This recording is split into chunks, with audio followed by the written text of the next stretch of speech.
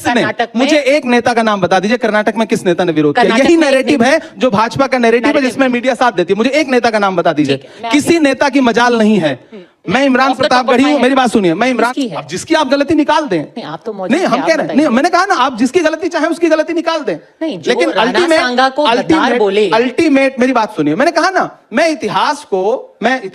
मैंने medial history पढ़ी है। हेलो दोस्तों, मैं हाजिर हूं आपके सामने एक नई वीडियो के साथ जिसमें इमरान प्रतापगढ़ी ने गोदी मीडिया और एंकर पद्मा जोशी की किस तरीके से धुलाई की है।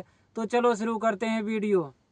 तो जो इल्जाम लगा करके राजनीतिक फायदा भारतीय जनता पार्टी उठाना चाहती है, उस खेल में मीडिया क्यों फंसता है? मुझे लगता है मीडिया को तो क्लियरिटी लानी चाहिए, मीडिया को तो खुल के बताना चाहिए कि भारतीय जनता पार्टी का प्रोपेगेंडा है ये। फायदा तो कांग्रेस भी उठाती है ना, तो शाहीन बाग में ही आपको सामने क्यों करती है? कुंभ में तो वो आपका चेहरा सामने नहीं लाती। नहीं, कब हमको कांग्रेस पार्टी ने कब आगे किया शाहीन बाग में? नहीं, जब भी कोई ऐसे मुद्दे होते हैं, वक्फ के मुद्दे होते हैं, शाहीन बाग के आंदोलन में पद्मजा जी आप सबसे मुखर आवाज। दलाल यहाँ देखिए, यहाँ होता क्या है ना, आपकी पार्टी नहीं करती है, मीडिया ढूंढती है। मुझे भी हैरत होती है कि इमरान प्रतापगढ़ी यहाँ बैठे हैं तो मुझसे इस पे बात नहीं होगी कि मैंने पिछले 3 साल में देश की राज्यसभा में कौन कौन से विषयों पे बात की। मुझसे बात होगी कि इमरान प्रतापगढ़ी आप तो मुस्लिम फेस हैं, इमरान प्रतापगढ़ी आप तो शाहीन बाग में खड़े थे। आप, मैं इलाहाबाद विश्वविद्यालय का पढ़ा हूं, मैं संगम के किनारे पला बढ़ा हूं, मुझसे ज्यादा कुंभ शायद किसी ने देखे हो। तो मैं तो इलाहाबाद की मिट्टी का हूं, मैंने कुंभ को बसते हुए देखा है उस मेले को। और हम सारे लोग वहां, आज राजनीति हो रही है, वरना इससे पहले तो जितनी बार भी कुंभ का मेला लगता रहा है, क्या हिंदू, क्या मुसलमान, क्या सिख, क्या ईसाई, इलाहाबाद में रहने वाला हर व्यक्ति उसे अपना मेला समझता रहा। और इस बार भी तमाम नफरतें उस वक्त हारी कि जब सारी व्यवस्था जो है वो चौपट हो गई, लोग परेशान रहे। भगदड़ के बाद देखिए मस्जिदों के दरवाजे खुले, कौन हिंदू था कौन मुसलमान था, सबने एक दूसरे के लिए अपने दिल खोल दिए। तो हिंदू मुसलमान तो रह ही नहीं गया वहां पर। ये तो जबरदस्ती का बनाया हुआ एक नैरेटिव है जो भारतीय जनता पार्टी को सूट करता है, सरकारों को सूट करता है। लेकिन ये बात भी सच है कि कांग्रेस, आपको लगता नहीं है कि जैसे आपने कुंभ की बात कर ली और आपने कहा कि क्यों ये एक गलत धारणा बनाती है, ये सब मीडिया की गलती है। सर सॉरी टू से, पिछले हफ्ते आपने इफ्तार की पार्टी रखी, वहां राहुल गांधी जी गए और क्या तुलना की गई? 1.5 महीना कुंभ चला, नहीं गए ना वो इफ्तार पार्टी में गए। तुलना किसने की? सभी एक आम जनमानस भी से सवाल क्यों किया तुलना? तुलना राहुल गांधी इससे पहले जब केदारनाथ गए तब तो आपने उनको हिंदू हृदय सम्राट का खिताब नहीं दिया। इससे पहले जब वो हजारों सीढ़ियां चढ़ करके वैष्णो देवी जी के दर्शन करने गए तब किसी ने उनको हिंदू हृदय सम्राट का खिताब नहीं दिया। आज जो इमरान प्रतापगढ़ी के घर पे इफ्तार करने चले आए तो आपने तुलना करनी शुरू कर दी। क्यों की? मीडिया ही तो तुलना कर रहा है ना, भाजपा ही तो तुलना कर रही है ना। तो भारतीय जनता पार्टी जब इस तरह की तुलना देश के सामने रखती है अपना राजनीतिक फायदा लेने के लिए, तब उस समय मीडिया जो है अपना दायित्व तो क्यों नहीं निभाता? सर आपको लगता नहीं है कि अगर, चलिए आप लोग 60 करोड़ का वो जो आंकड़ा है वो नहीं मानते हैं, 66 करोड़ का, मैं कह रही हूं कि वहां पे अगर 2 लोग भी गए, 1.5 महीना चला महाकुंभ, चलिए वो 144 साल वाला नहीं था, वो हर 12 साल वाला ही सही, लेकिन जब केदारनाथ गए, वो वैष्णो देवी गए, सबने उनकी सराहना की। वही थे जिन्होंने आकर के ये भी कहा था कि मैं जनेऊधारी ब्राह्मण हूं, किसी ने उनको ऐसा बोला नहीं था कहने के लिए।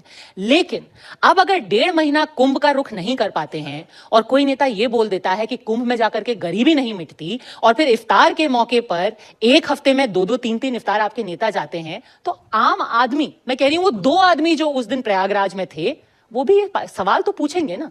सवाल तो बिल्कुल पूछना चाहिए कि मोहन भागवत जी गए थे कुंभ में? उम्मीद है आरएसएस आपका जवाब दी। नहीं, आप बताइए गए थे कि नहीं? आपको तो हमसे ज्यादा आप जागरूक हैं, आप मीडिया का हिस्सा हैं, तो जाहिर सी बात है आप आरएसएस के कई नेता गए थे। नहीं, मोहन भागवत जी गए थे, कांग्रेस के भी कई नेता गए थे, दिग्विजय सिंह जी गए थे, उनकी फोटो भी आपको दिखी होगी, डीके शिव कुमार जी गए थे और उनका विरोध हुआ। उनके बाद किसने विरोध किया? कांग्रेस पार्टी ने विरोध किया। किसने? आपके नेता ने कर्नाटक में। मुझे एक नेता का नाम बता दीजिए कर्नाटक में किस नेता ने विरोध किया? यही नैरेटिव है जो भाजपा का नैरेटिव है जिसमें मीडिया साथ देती है। मुझे एक नेता का नाम बता दीजिए, किसी नेता की मजाल नहीं है।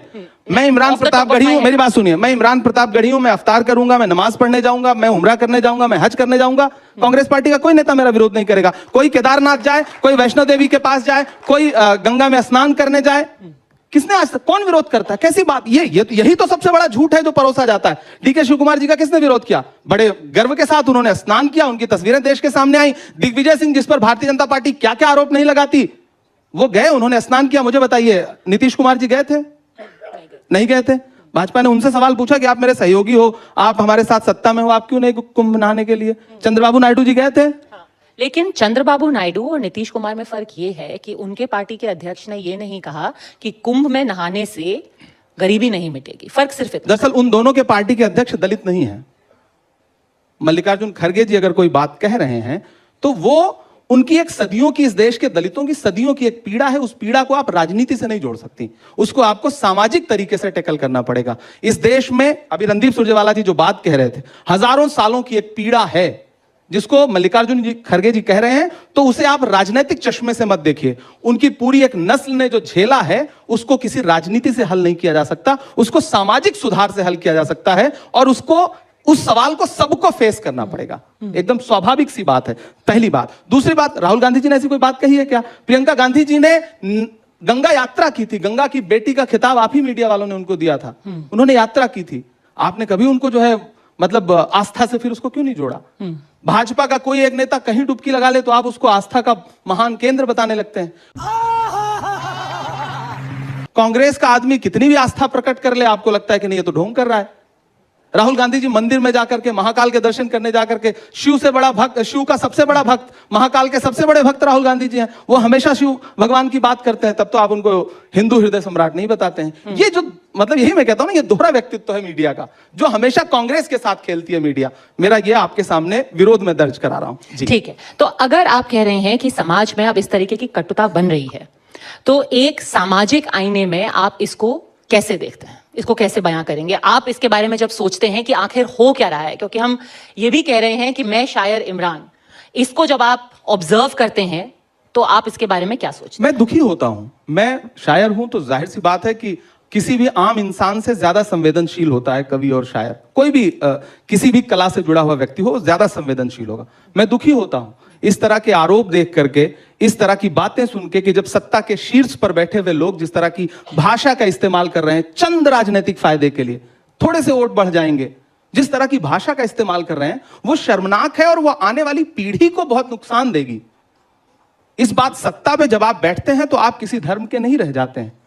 जब मैं देश के संविधान की शपथ लेता हूं देश की संसद में खड़ा होकर के, तो मैं भले ही मुसलमान हूं, लेकिन जब मैं राजतंत्र मेरे हाथ में आएगा तो उस वक्त मेरा दायित्व होगा कि क्या हिंदू, क्या मुसलमान, क्या सिख, क्या ईसाई, क्या दलित, क्या बौद्ध, क्या पारसी, क्या किसी भी धर्म का हो, किसी भी समाज का हो, मेरे लिए समान है वो। मैं उसके लिए, मैं अपनी व्यक्तिगत आस्था में किसी चीज को चुन सकता हूं, लेकिन देश का कोई धर्म नहीं है। देश का सिर्फ एक धर्म है, डॉक्टर बाबा साहब अम्बेडकर की लिखी हुई किताब देश संविधान से चलेगा, जिसकी बात राहुल गांधी जी करते हैं। तो इसे धर्म के चश्मे से ना देखिए, बिल्कुल मत देखिए। मैं पूरे देश से यह कहना चाहता हूं। आज जब रमजान के महीने में और होली के आसपास जब बात हुई थी गुजिया और सेवइयों की, क्यों लगता है आपको ऐसा माहौल क्यों बना है? बनाया गया और इसको बनाया गया है। बदला कैसे जा सकता है? बनाया गया है। विक्रांत भाई हैं आपके संवाददाता हैं, वो मेरे यहां सेवई खाते हैं, मुझे बुलाते नहीं, वरना मैं इनके यहां गुजिया भी खाने जाऊंगा। ये बुलाएं मुझे, मैं बिल्कुल खाऊंगा। ये तो बनाया गया है ना, ये तो सत्ता को फायदा दे रहा है, इसलिए सत्ता के इशारे पर उनके अपने लोग इस तरह की भाषा बोल रहे हैं। और अफसोस ये है कि अब अधिकारी भी वो भाषा बोलने लगे जो राजनेता बोलते थे, और उन पे कोई अंकुश नहीं लगाया जा रहा है। इस देश के संविधान को हर दिन कमजोर किया जा रहा है। नई पीढ़ी को इस तरह के बयान सुन के हो सकता है कि कहीं थोड़ा सा रोमांच आता हो, लेकिन वर्दी का कोई धर्म नहीं होता है। वर्दी का सिर्फ एक धर्म है, देश में एकता, अखंडता, उसकी एकजुटता, संविधान के प्रति संकल्प, सिर्फ एक धर्म है वर्दी का। अगर कोई अधिकारी उसका पालन नहीं कर रहा है तो उसके खिलाफ सरकार क्या कार्रवाई कर रही है, सरकार बताए। मुझे लगता है यह सवाल इमरान से नहीं पूछा जाना चाहिए, यह सवाल भारतीय जनता पार्टी के सत्ता में बैठे हुए नेताओं से पूछा जाना चाहिए, यह सवाल जगत प्रकाश नड्डा जी से पूछा जाना चाहिए। अगर अभी वो सीओ संभल के अनुज चौधरी आपको सुन रहे हैं, आप क्या बोलेंगे उनको? नहीं, मैं उनको कुछ नहीं बोलूंगा। मैं तो नड्डा जी से कहूंगा, मोदी जी से कहूंगा। क्या कहें? मुझे पता है वो तो छोटे से मोहरे हैं, कोई भी अधिकारी छोटा सा मोहरा है। वो एक दिन लखनऊ से फोन चला जाए, उसके बाद वो आपको लगता है कुछ बोलेगा? वो नहीं बोलेगा। लखनऊ से फोन नहीं जा रहा है, बल्कि संबल दिया जा रहा है, ताकत दी जा रही है। और फिर मुझे लगता है कि जिस दिन दिल्ली से फोन चला जाए लखनऊ, तो फिर लखनऊ फोन कर देगा उसको। यह कब होगा? मैं इसी बात को तो देश की संसद में हर बार उठाता हूं कि ये जो भाषा बोली जा रही है देश में, ये बुलवाई जा रही है। ऐसे ही नहीं, इससे पहले भी तो ईद आती थी, इससे पहले भी तो होली आती थी, इससे पहले भी तो अलविदा होता था, जुमे की नमाज होती थी। इससे पहले कोई अधिकारी इस तरह की भाषा क्यों नहीं बोलता था? और अगर आज बोल रहा है तो उसका जिम्मेदार कौन है? जिम्मेदारी क्या दोनों तरफ की नहीं होती है? क्योंकि कहते हैं कि ताली एक हाथ से नहीं बजती। अगर आप कह रहे हैं कि माहौल खराब हो रहा है, माहौल तो तब भी खराब होता है अगर कोई औरंगजेब का महिमा मंडन करने लगता है। और आप कह रहे हैं कि ठीक है ये डिस्ट्रैक्शन है, मीडिया की गलती है। मीडिया तो किसी के मुंह में उंगली डाल करके नहीं कह रही है कि आप औरंगजेब को कहिए कि वो बहुत महान नेता थे, बहुत महान नायक थे, या कोई ये भी नहीं कह रहा। सर मैं जिम्मेदारी से ये कहना चाहती हूँ। कौन बता रहा है महान? मैं जानना चाहता हूँ। अबू आजमी ने क्या बताया? अबू आजमी ने क्या बताया? उन्होंने कहा कि वो भी एक महान नायक, उनका एग्जैक्ट अगर वर्ड मैं याद करूं, उन्होंने कहा कि औरंगजेब भी उनकी अपनी जगह है इतिहास में। हर व्यक्ति वाकपटु नहीं होता। औरंगजेब भी महान आदमी था। हर व्यक्ति वाकपटु नहीं होता। बहुत सारे नेता ऐसे हैं जो बोलना कुछ और चाहते हैं, भाषा में वाकपटुता नहीं होती, कुछ और निकल जाता है, मीडिया उसको कुछ और बता के पेश करता है, भाजपा उसको कुछ और बता करके देश के सामने रख देती है। इस देश में नायक महात्मा गांधी हैं, पंडित जवाहरलाल नेहरू हैं, सरदार वल्लभ भाई पटेल हैं, मौलाना आजाद हैं, जिन जिन लोगों ने, डॉक्टर बाबा साहब अंबेडकर हैं। इस देश को जब मुझसे पूछा जाए तो मैं ये कहूंगा कि इस देश को जिन जिन लोगों ने लोकतंत्र दिलाने में, संविधान दिलाने में रत्ती भर भी मदद की है, वो सब इस देश के नायक हैं। पर और बाकी कोई नायक नहीं है। पर अबू आजमी अब जबरदस्ती के नायक ढूंढ करके, खलनायक ढूंढ करके, राजेश रेड्डी का एक शेर है कि नई लाशें बिछाने के लिए गड़े मुर्दे उखाड़े जा रहे हैं। ये गड़े मुर्दे उखाड़ना बंद करिए। कौन उखाड़ रहा है? आप सोचिए ना, इसके पीछे फायदा किसको है? 300 साल पुराना, 400 साल पुराना इतिहास बताइए। अभी कहिए कि 1857 में जब अंग्रेज जो है वो गोलियां मार रहे थे, उन पे बात कर लीजिए तो बात नहीं करेंगे। जलियांवाला बाग पे बात कर लीजिए तो उस पे बात नहीं करेंगे। यहां जाकर के कोई एक बोर्ड लगा होगा तो उस पे कालिक पोत देंगे। मुझे क्रेडिट नहीं चाहिए। लेकिन इसी दिल्ली में बहुत सारे अंग्रेजों से जुड़े हुए स्मारक हैं, उनकी यादें हैं, उस पे एक शब्द नहीं बोलेंगे। तो ये जो राजनीति है इसको समझिए, और मतलब ऊपर वाले के लिए इस राजनीति से देश को आजाद कराइए, वरना ये राजनीति देश को बहुत खराब दिशा में ले जा रही है, अराजक बना रही है, लोगों को बहुत नुकसान हो रहा है। ये मैं पूरे देश से कहना चाहता हूं। 400-500 सालों का इतिहास सुन करके, गड़े मुर्दे उखाड़ करके, उस पर संवाद करके, उस पर बात करके क्या हासिल हो जाएगा?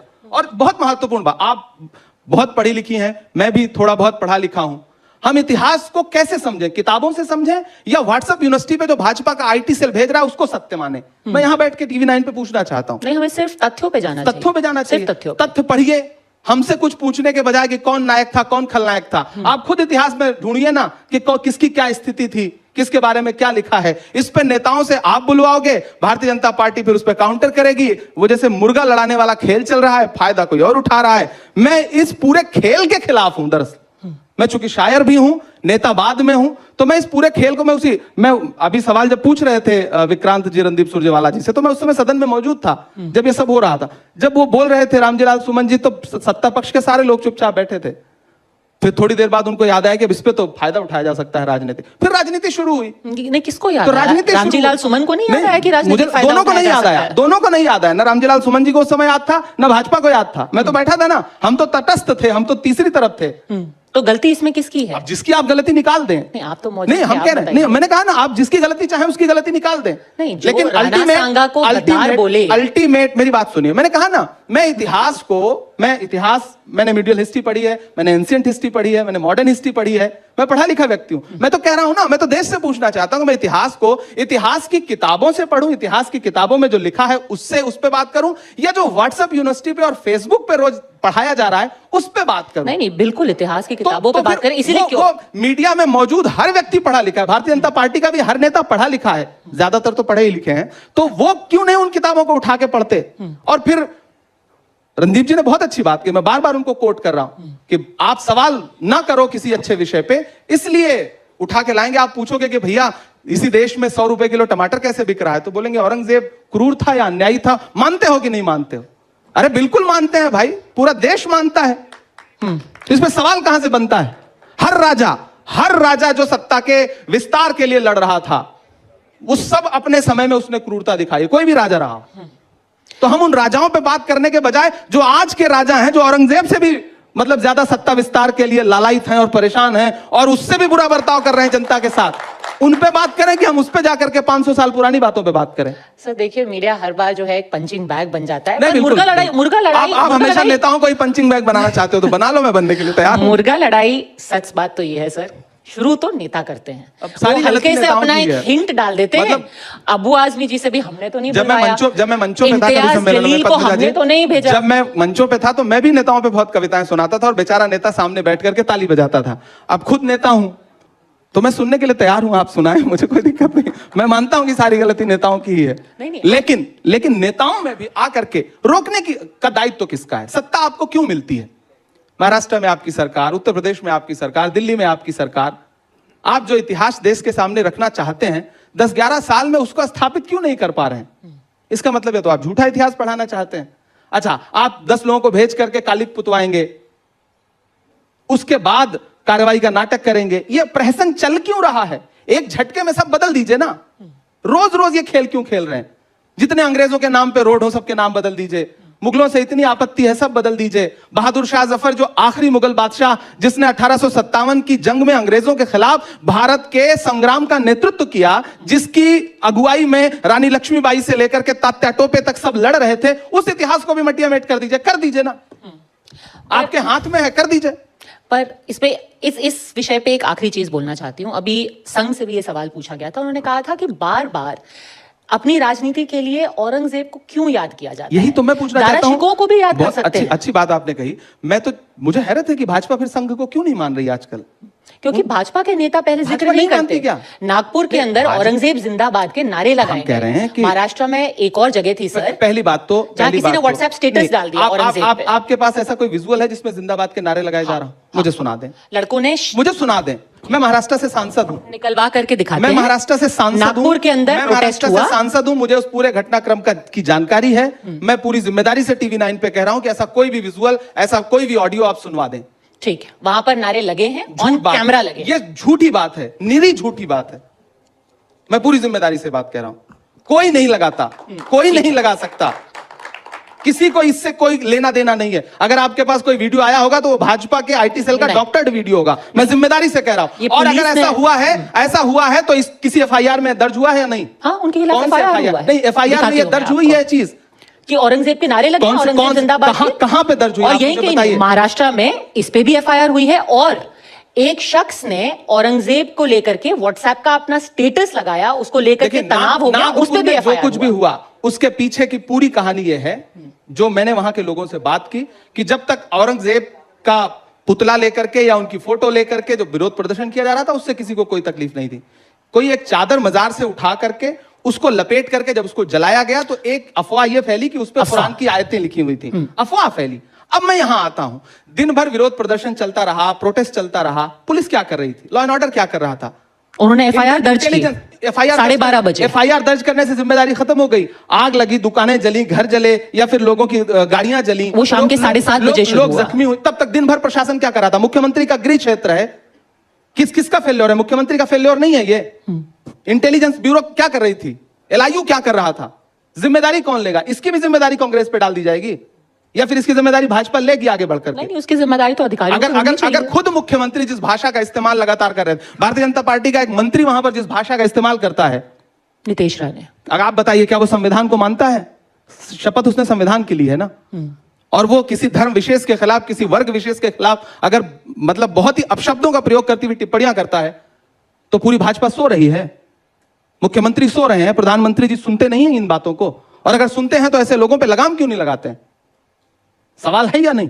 और ये सवाल इमरान प्रतापगढ़ी पूछे इससे पहले मुझे लगता है कि लोकतंत्र का चौथा खंबा खड़ा हो, ये सवाल पूछना शुरू करे। और विश्वास करें, जिस दिन ये चौथा खंबा ये सवाल पूछना मजबूती से शुरू कर देगा उस दिन, और ऐसे फुटकर नेताओं को मीडिया में तवज्जो मिलना बंद हो जाएगी। तो ये जितने सोशल मीडिया के फुटेज पाने की चाह में घूम रहे हैं, दुकानें बंद करवाते हुए, भाषणबाजी करते हुए, ये सब दो कार्यक्रमों में इनको फुटेज ना मिले, ये सब घर बैठ जाएंगे। इनको लगेगा कि इन्वेस्टमेंट ज्यादा हो रहा है, आउटकम कम आ रहा है। अभी इनको लगता है कि इन्वेस्टमेंट चवन्नी का है, आउटकम बहुत अच्छा आ रहा है। मैं जाके एक बयान दे देता हूं। कितनी मुश्किल से साफ सुथरी राजनीति करने वाला व्यक्ति जिंदगी भर चप्पल घिसता है, मेहनत करता है, जनता के बीच में जाता है, लोगों से मोहब्बत की बातें करता है, उसको मीडिया में कभी कोई जगह नहीं मिलेगी। लेकिन एक कोई नेता खड़ा होगा और कहेगा कि ये दुकान बंद करो, ये नाम कैसे लिखा है, इस नाम को बदल दो, वो अगले दिन देश भर में वायरल है। सबसे शॉर्टकट रास्ता है। और फिर भारतीय जनता पार्टी टिकट लेके खड़ी है कि आओ भैया तुम सभासद बनो, तुम विधायक बनो। ये जो पूरी राजनीति है, मतलब मैं तो कोशिश कर रहा हूं कि मैं तो किसी दिन आदरणीय प्रधानमंत्री जी से मिलकर कहूंगा कि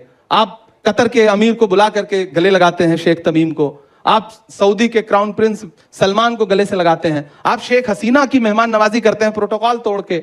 इस देश में जो कुछ घट रहा है उसको क्यों नहीं देख रहे हैं आप? देखिए, उस पर बात करिए। इतिहास आपको याद रखेगा अगर आप ऐसा कुछ बेहतर कर पाए तो। मैं हर मुद्दे पे बात कर रहा हूं। मैं बिल्कीस के लिए भी आवाज उठा रहा हूं तो हाथरस की बिटिया के लिए भी आवाज उठा रहा हूं। मैं किसानों के लिए आवाज उठा रहा हूं तो सीधी में प्रवेश शुक्ला ने जिस आदिवासी युवक के चेहरे पर पेशाब की थी भाजपा के नेता ने, मैं उसके लिए भी संसद में आवाज उठा रहा हूं। मैं तुम्हें अपने उसूलों की कसम देता हूं, मुझको मजहब के तराजू में न तौला जाए। मैंने इंसान ही रहने की कसम खाई है, मुझको हिंदू या मुसलमान न समझा जाए। मैं कोशिश कर रहा हूं। और सच में देखिए, आप कह रहे हैं कि कांग्रेस का भविष्य क्या है या कांग्रेस 2025 में कांग्रेस क्या है। हमारे नेता राहुल गांधी जी ने एक नारा दिया, ये लड़ाई संविधान बचाने की है। हम संविधान बचाने का नारा देके किसी को डरा नहीं रहे, हम सही सही कह रहे हैं कि संविधान को खतरा है। मैं यहां बैठ के पूछना चाहता हूं कि ईद जैसा त्योहार जो मुसलमानों का सबसे प्रमुख त्योहार है, हरियाणा में ईद की छुट्टियां कैंसिल कर दी जाती हैं, जबकि संविधान बाकायदा यह कहता है कि हर धर्म का जो प्रमुख त्योहार होगा उस पर आज की छुट्टी होगी। यह संविधान पे हमला है या नहीं है? कैंसिल नहीं, किसको रिस्ट्रिक्टेड हॉलिडे रिस्ट्रिक्टेड क्यों कर दिया गया? क्या आप दूसरे धर्मों के प्रमुख त्योहारों पे ऐसा करने का साहस जुटा पाएंगे? क्योंकि आपको मुसलमानों को प्रताड़ित करने पे एक तबका है जो आपको लगता है कि खुश हो रहा है। आपका नेतृत्व खुश हो रहा है शायद, अगर नहीं हो रहा है तो फिर नेतृत्व सवाल पूछना चाहिए नेतृत्व को। क्या इतना पराया कर दिया है आपने? आप सौगातें मोदी यही दे रहे हैं, आप जो किट बांट रहे हैं उस किट में यह पर्ची है क्या कि ईद की छुट्टी कैंसिल कर दी जाएगी, छत पे नमाज नहीं पढ़ने दी जाएगी? क्या उस किट में ऐसा है क्या कुछ? तो सारे सवाल अंततोगत्वा विपक्ष के बजाय तो सत्ता पक्ष की तरफ घूम के खड़े हो जाते हैं ना। सारे माइक का मुंह तो सत्ता पक्ष की तरफ होना चाहिए, लेकिन अफसोस हमारी तरफ है। नहीं, हमारा ही कत्ल हो रहा है, हम ही मुलजिम भी हैं, क्या बताएं, बड़ा मसला है। आपकी तरफ तो इसलिए क्योंकि हम कांग्रेस के भविष्य की बात कर रहे हैं और देखिए, भविष्य तो आप जैसे नेता ही कांग्रेस देखेंगे। का भविष्य पद्मजा जी वही है जो इस देश का भविष्य है। वीडियो कंप्लीट हो चुकी है और कमेंट बॉक्स में हमें जरूर बताएं वीडियो आपको कैसी लगी। और अगर आप हमारे चैनल पर नए आए हैं तो चैनल को सब्सक्राइब जरूर कर दें। मिलते हैं नेक्स्ट वीडियो में।